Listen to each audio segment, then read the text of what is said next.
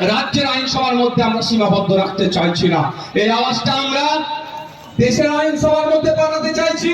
এই আওয়াজটা, এই কৃষকদের কণ্ঠটা, কৃষকদের বঞ্চিত যে শিকার হচ্ছে, এটা আমরা দেশের আইনসভার মধ্যে পাঠাতে চাইছি।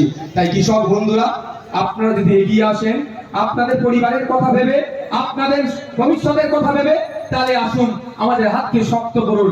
আমরা পার্লামেন্টে আপনাদের আওয়াজটাকে পৌঁছে দেবো, যাতে করে রাজ্যের আইনসভার মধ্যে, দেশের আইনসভার মধ্যে প্রত্যেকখানে কৃষকরা মাঠে ময়দানে লড়াই করে তাদের মাসিক করার আয় বাড়ে, তার লড়াই আমরা থাকবো।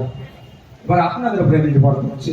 ভাই, আজকে আমার হাতে একগুচ্ছ দিয়েছে আপনাদের এখান থেকে, আর ট্রান্সপোর্টের কথা থেকে শুরু করে, এই দাদাগিরি তোলাবাজি থেকে শুরু করে, আবাস যোজনার ঘর দেওয়ার জন্য প্রতিশ্রুতি দিচ্ছে।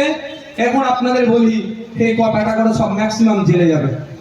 বিহার জেল পরিষ্কার হচ্ছে, প্রেসিডেন্সি জেল পরিষ্কার হচ্ছে, আর তার এদের কথা ভেবে এরা অন্তত জেলে গিয়ে যদি একটু ভালো খেতে পায়, বাইরে তো হারাম খেয়ে পেট মোটা করে ফেলছে, জেলে গিয়ে যাতে একটু খেতে পাই। আমাকে 42 দিন জেল কাটিয়েছিল জানেন।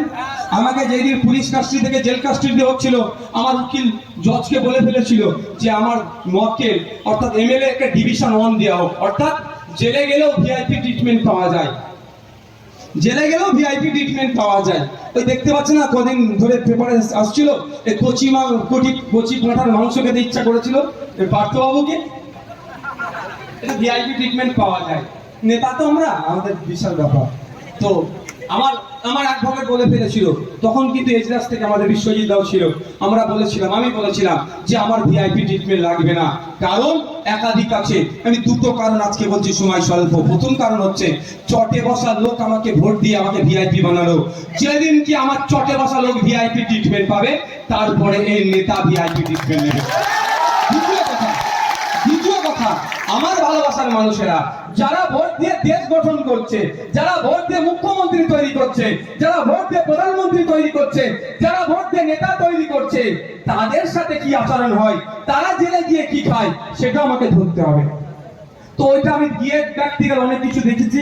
আমি বিধানসভায় বলেছিলাম যে স্যার, স্পিকার স্যারকে বলেছিলাম, স্যার যে মাছ কাটে তার হাত কেটে যায় না, একটু খোঁজ নিতে হবে। এত পাতলা, আমি কি পাতলা, আমার থেকে পাতলা মাছ। তো কেন বলেছিলাম, আমি তো বুঝতে পারছি লাইন এদের হচ্ছে, ছাড়াবে নাকি, একটাও ছাড়াবে না। এখান থেকে মাইকের আওয়াজ যাচ্ছে।